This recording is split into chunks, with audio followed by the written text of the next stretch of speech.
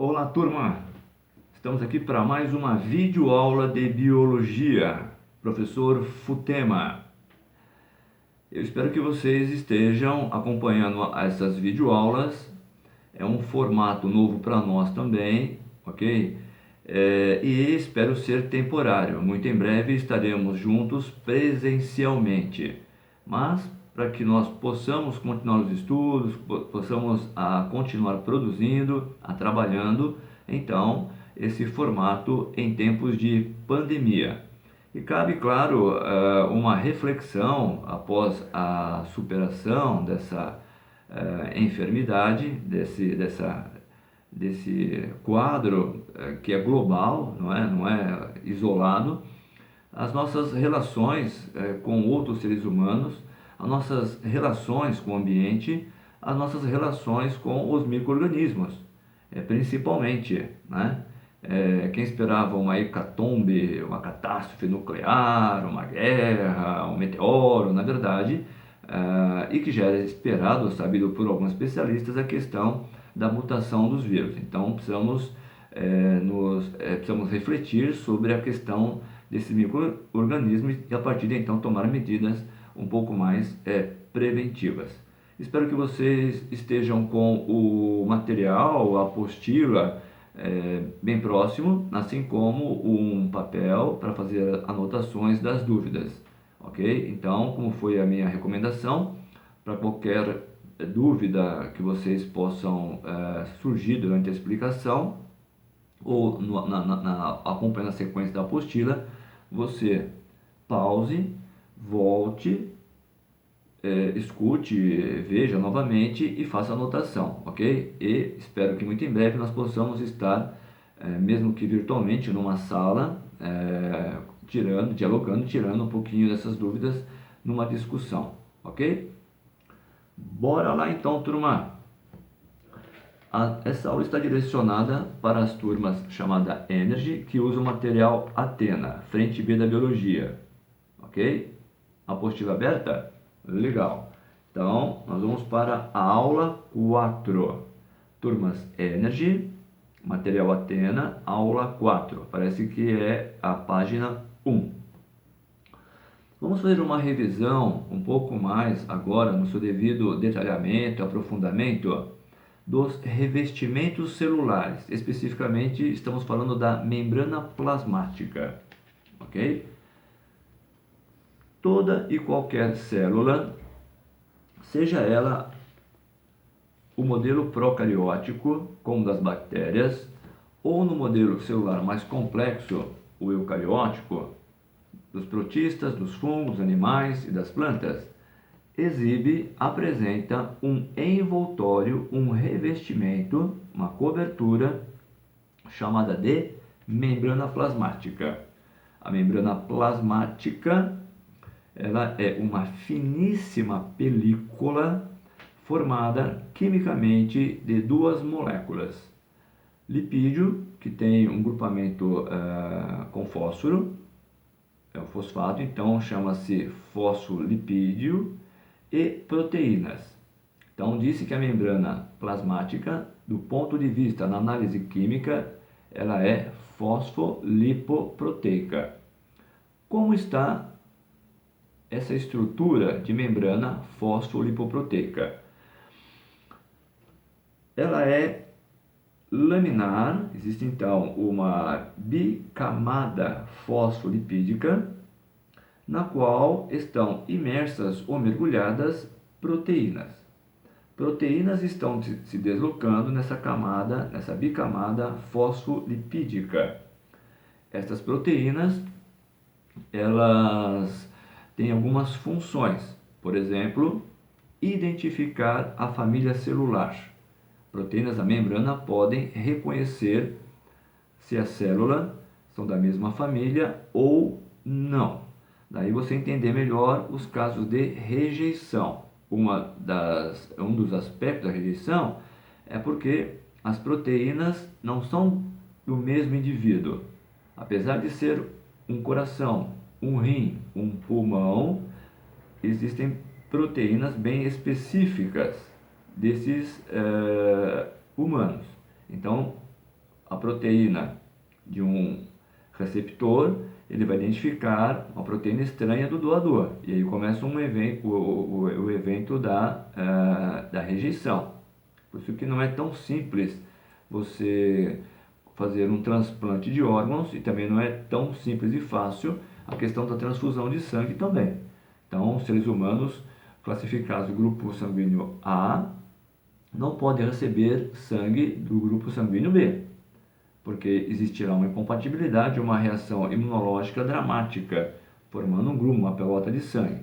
Então, essas proteínas da membrana cumprem com a função de identificar se é a mesma família celular ou não. Uma outra função dessas membranas, que estão na camada fosfolipídica, é possibilitar a passagem, a transferência de substâncias de um ambiente para o outro, entrando ou saindo.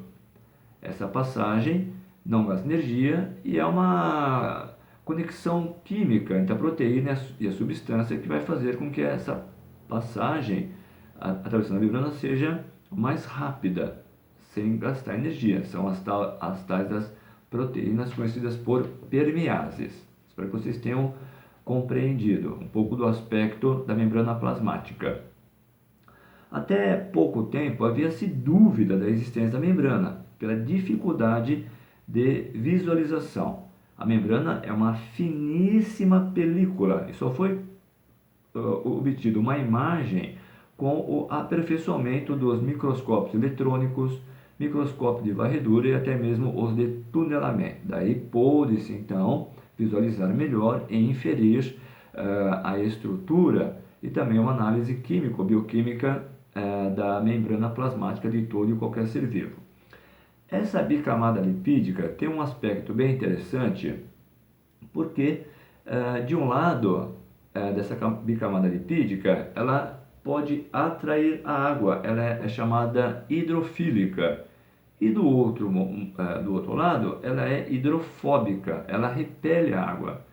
Isso torna, portanto, a passagem da água muito rápido, porque a água é atraída pela camada hidrofílica, mas ela é repulsa pela camada hidrofóbica. Então a água entra e sai da célula com grande facilidade. A membrana plasmática é muito permeável à passagem de água. Então nós temos uma propriedade da membrana conhecida por permeabilidade seletiva. O que quer dizer essa propriedade da membrana plasmática de permeabilidade seletiva?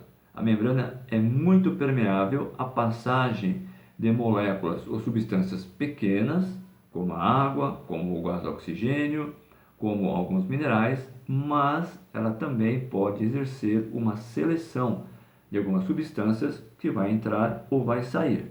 Essa seleção, claro, ela tem um limite, mas existe essa possibilidade. Em sendo assim, nós podemos classificar dois principais mecanismos ou processos de transporte através da membrana. Um mecanismo chamado de passivo, o outro mecanismo chamado de ativo. Como diferenciar um do outro? O processo ou mecanismo de transporte ativo recebe esse nome porque a célula vai consumir energia para fazer atravessar substâncias, ou até mesmo outra célula, entrando ou saindo. Aí, no caso, a célula estaria entrando, ok? No evento conhecido como fagocitose. E no processo chamado de passivo, ao contrário do ativo, não há gasto, não há consumo de energia. Passivo porque as substâncias vão atravessar passivamente a membrana, entrando ou saindo.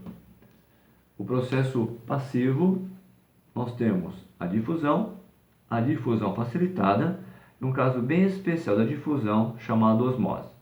Já no processo ativo, nós temos os englobamentos, ou também chamado endocitoses, quer dizer, movimento de entrada de substâncias ou elementos para dentro da célula, englobamento ou endocitose, do tipo pinocitose ou do tipo fagocitose, ok?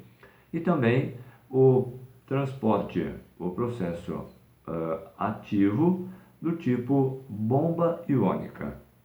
A célula, algumas, como nós veremos, são capazes de bombear determinados íons, ok? Veremos daqui a pouquinho por que isso é feito e como isso é feito e qual é a consequência desse bombeamento iônico. Creio que vocês perceberam que o conteúdo é um pouco extenso, ok? Desse transporte de membrana, e para os estudantes compreenderem melhor numa videoaula, nós vamos separar esses processos de transporte da membrana em 4 videoaulas. Olha a importância deles. Nós vamos separar os processos de transporte em 4 videoaulas, ok? Então, a videoaula, a próxima, será comentários sobre a difusão e a difusão facilitada. Uma videoaula só para a osmose. Uma terceira videoaula para os processos de englobamento, as endocitoses. Podemos também considerar a plasmocitose ou exocitose. E uma videoaula só para o bombeamento iônico. O mais famoso, o mais conhecido é a de sódio e potássio. Ok? Então não percam. Nós temos mais 4 videoaulas, além dessa aqui que faz a introdução da membrana, ok? E aí vamos abordar os mecanismos de transporte através da membrana, ok? Então não perca, ó, daqui os mecanismos de transporte. Obrigado. Omega Bless.